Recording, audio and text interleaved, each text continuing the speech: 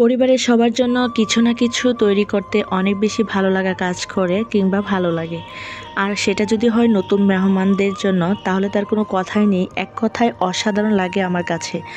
মেহমানরা আসলে আমার কাছে আসলে মনে হয় কী থেকে কী রান্না করে খাওয়াবো। আমি যদি সব কিছুই করে খাওয়াতে পারতাম, সেটা আমার কাছে হয়তো অনেক ভালো লাগতো।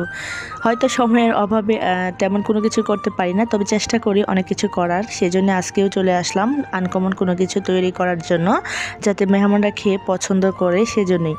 তো হ্যালো এভরিওয়ান, আসসালামু আলাইকুম। সবাই কেমন আছেন? আশা করছি কাছে কিংবা দূরে, দেশ এবং দেশের বাইরে, যে যেখান থেকে বসে আমার ব্লগ ভিডিওটি দেখছেন, সবাই অনেক ভালো আছেন, সুস্থ আছেন। আলহামদুলিল্লাহ, আপনাদের দয়া ভালোবাসে আমরাও বেশ ভালো আছি। প্রতিদিনের মতো চলে আসলাম নতুন আরেকটি লাইফস্টাইল ব্লগ নিয়ে। আশা করছি ব্লগটি আপনাদের অনেক ভালো লাগবে। যদি কোথাও ভালো লাগে তাহলে প্লিজ একটা লাইক করে দিতে কেউ ভুল করবেন না। আর যারা একদমই নতুন আমার চ্যানেলটি ভিজিট করছেন, প্লিজ চ্যানেলটাকে সাবস্ক্রাইব করে দিয়ে পাশে থাকা বেল বাটনটি ক্লিক করে দেবেন। এতে করে আমার দেওয়া ভিডিও আপনাদের কাছে খুব সহজে পৌঁছে যাবে, চাইলে যে কোনো সময় দেখে নিতে পারবেন। তো মেহমানদের জন্য এখানে শুরুতে আমি কাবাব বানাবো। কাবাবের জন্য হচ্ছে এখানে আমি বুটের ডাল নিয়েছি। বুটের ডালটাকে আমি রাতে ভিজিয়ে রেখেছিলাম যেন খুব ভালোভাবে ফুলে যায়। আর ফুলে কিন্তু এটা দ্বিগুণ হয়ে গেছে। আর এখন হচ্ছে দেখেন, এখানে আমি সমস্ত মশলা দিয়ে বুটের ডালটাকে খুব ভালো করে মাংস দিয়ে মিশিয়ে নিচ্ছি। আর আমি হচ্ছে আজকে কাবাব বানাবো, আর মুরগির মাংসের কাবাব, সেই জন্য মুরগির মাংস টুকরা করে কেটে নিয়েছি। আপনারা চাইলে এক টুকরা মাংস দিয়েও কিন্তু এই কাবাবটা বানিয়ে ফেলতে পারবেন। তবে আমি কিন্তু মোটামুটি আর কি ভালোই নিয়েছি মুরগির মাংস। আমার কাছে যতটুকু ছিল ততটুকুই নিয়েছি। তো এখানে দিয়েছি হলুদের গুঁড়ো, মরিচের গুঁড়ো, আদা বাটা, রসুন বাটা, জিরা বাটা, চাট মশলা, তারপর দিয়েছি গরম মশলা, লবণ, একটু তেল। তো সব কিছু দিয়ে কাঁচামরিচ, পেঁয়াজ কুচি দিয়ে এখন হচ্ছে ভালো করে মাখিয়ে নিলাম। তারপর এখন হচ্ছে এটাকে বেশ কিছুক্ষণ পানি দিয়ে জাল করে নিয়েছি, সিদ্ধ করে নিয়েছি। আর দেখতে পাচ্ছেন অনেকটা সিদ্ধ হয়ে গেছে। এই পর্যায়ে এটাকে আরেকটু শুকিয়ে নেব, কারণ হচ্ছে কাবাব বানাতে হলে কিন্তু পানি পানি থাকা যাবে না, একটু আঠালো টাইপের করে নিতে হবে। এতে করে কিন্তু কাবাবের শেপটা ভালো আসবে। আর আমি এখানে পেঁয়াজ বেরেস্তা করে নিয়েছি। পেঁয়াজ বেরেস্তাটা আমি পরবর্তীতে যখন কাবাব বানাবো তখন দিয়ে দেব। আর এই যে দেখতে পাচ্ছেন, ঠান্ডা হওয়ার পর কিন্তু আমি এগুলোকে পাটায় বেটে দিয়েছি। ব্লেন্ডারে আমার বাটা হয়নি, সেজন্য পাটায় বেটে নিয়েছি। তো এখন হচ্ছে এখানে ধনিয়া কুচি, তারপর পেঁয়াজ বেরেস্তা, চাইলে আবারও আপনারা গরম মশলা দিতে পারেন, তবে আমি আর দিইনি। আর একটা ডিম দিয়ে হচ্ছে এটাকে খুব ভালো করে কাবাবের শেপ দিয়ে দেব। এটা কাবাব বানানো কিন্তু খুব একটা কঠিন কিছু নয়, অনেক বেশি সহজ, যে কেউ বানাতে পারবেন। আর খেতেও অসম্ভব মজা লাগে। আপনারা চাইলেও বাসায় এভাবে মেহমানদের জন্য কাবাব বানিয়ে ফেলতে পারেন। খুবই অল্প সময়ে কিন্তু বানানো যায়, খুব একটা সময় লাগে না। এখন হচ্ছে এ পর্যায়ে আমি দেখেন খুব সুন্দর করে ভালোভাবে মিশিয়ে নিচ্ছি সবগুলো উপকরণ। এটা কিন্তু খুবই সফট এবং তুলতুলে হবে, এতে করে কিন্তু শেপটা অনেক ভালো হবে দিতে। খুব বেশি নরম হয়ে গেলে এখানে কিন্তু ব্রেড কাম ইউজ করতে পারেন, তবে আমার কিন্তু খুব বেশি নরম হয়ে যায়নি, পারফেক্ট একটা শেপ আসছে, সেজন্য আমার আর কোনো ব্রেড কামের প্রয়োজন হয়নি। তো এই যে দেখতে পাচ্ছেন, আমি হাত দিয়ে খুব সুন্দর করে কাবাবের শেপ দিয়ে নিচ্ছি। দেখেই তো অনেক বেশি ভালো লাগছে, আসলে খেতেও অনেক বেশি ভালো লেগেছিল।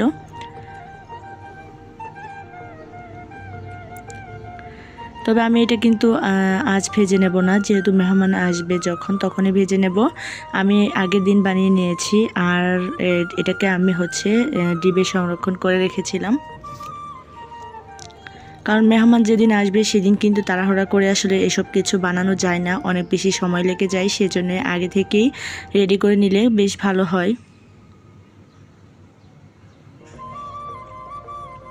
তো একে একে প্রত্যেকটাই কাবাবের শেপ আমি এভাবে দিয়ে নিচ্ছি, দেখতে পাচ্ছেন।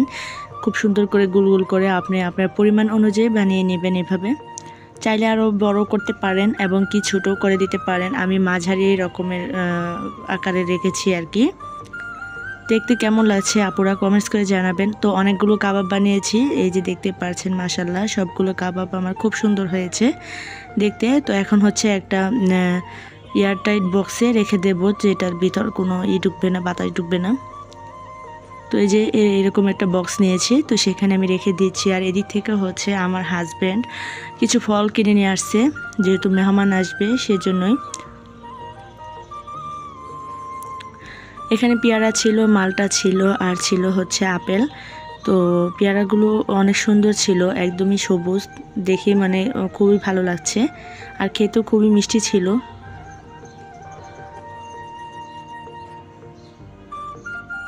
এখনকার কিন্তু দিনে পেয়ারা সবসময় পাওয়া যায়, তো এই পেয়ারাগুলো খেতে আসলে অনেক বেশি মিষ্টি হয়। তো যাই হোক, সবগুলো ফল আমি একটা ঝুড়িতে রেখে দিচ্ছি। যে সকল আপু ভাইরা এখন পর্যন্ত আমার সাথে আছেন, একটা লাইক দিতে ভুলে গেছেন, প্লিজ আপু ভাইরা আপনাদেরকে আবারও রিকোয়েস্ট করছি, একটা লাইক করে দিতে কেউ ভুল করবেন না। আপনাদের দেওয়া লাইক আমাদের জন্য অনেক অনেক বেশি উপকার হয়, আর হচ্ছে একটা লাইক শেয়ারে কাজ করে অনেক বেশি, সেজন্য বারবার রিকোয়েস্ট করছি। তো যাই হোক, এখানে হচ্ছে আমি সব ফলগুলো এভাবে গুছিয়ে নিয়েছিলাম। এখানে আপেল, কমল, মালটা আর হচ্ছে পেয়ারা ছিল।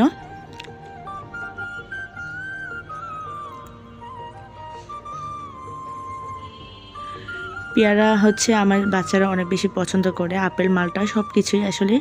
তো ফ্রুটস জাতীয় খাবার বাচ্চাদের জন্য অনেক বেশি ভালো, সেজন্য তার বাবা হচ্ছে সবসময় ফ্রুটস জাতীয় খাবারগুলো ঘরে রাখে। তো আর এদিক থেকে এই যে আবারও কিছু চিংড়ি মাছ নিয়ে আসা হয়েছে। তো চিংড়ি মাছগুলো যদিও একটু নরম হয়ে গেছে, কি আর করার। তো এখনই হচ্ছে রাতের বেলা আমি এগুলোকে বেছে নিচ্ছি। চিংড়ি মাছটা কিন্তু আমার অনেক বেশি পছন্দের, তবে গলদা চিংড়ি না, দেশি চিংড়িটা খেতে আমার কাছে অনেক বেশি ভালো লাগে। যে কোনোভাবে আর কি, চিংড়ি ভুনা, চিংড়ি ভাজি বা চিংড়ির যে কোনো কিছু আইটেম আমার কাছে অনেক বেশি ভালো লাগে খেতে, সেজন্য আবারও নিয়ে আসা। তো যাই হোক, সব কিছু গুছিয়ে নিচ্ছিলাম। তো যাই হোক, আবারও চলে আসলাম সকালের নাস্তা নিয়ে। তো সকাল বলতে 11টার দিকে আর কি। এখানে আমার ননদের হাজব্যান্ড চলে এসেছে, তার বাসার সবাইকে নিয়ে আমাদের বাড়িতে বেড়াতে আসছে। তো ছোট ননদের হাজব্যান্ড আর কি এসেছে। তো যেহেতু ঈদে ছিল না, তো ঈদের পরে আর কি সবাইকে নিয়ে, আত্মীয় স্বজন নিয়ে আমাদের বাসায় এসেছে। তো তাদের জন্য নাস্তার আয়োজন করে ফেললাম সকাল সকালই। এখানে হচ্ছে এই যে দেখেন, আমার ননদ সাজ পিঠা বানিয়েছে, তারপর হচ্ছে নকশি পিঠা বানিয়েছে। তো সব ধরনের আইটেমই কম বেশি ছিল, ফল ছিল, তারপর পেঁপে ছিল, আপেল ছিল, নুডলস ছিল। তো নাস্তা টাস্তা খাওয়ার পর হচ্ছে এখন দুপুরের খাবারও আয়োজন করে ফেলেছি। তো সব কিছুই সিম্পলভাবে আপনাদের সাথে শেয়ার করে ফেললাম। তো এটা শুক্রবারের ব্লগ ছিল, সবাই নামাজে গেছে, নামাজ থেকে আসার পর খাওয়া দাওয়া করে নেবে। তো আজ এই পর্যন্ত, আল্লাহ হাফেজ।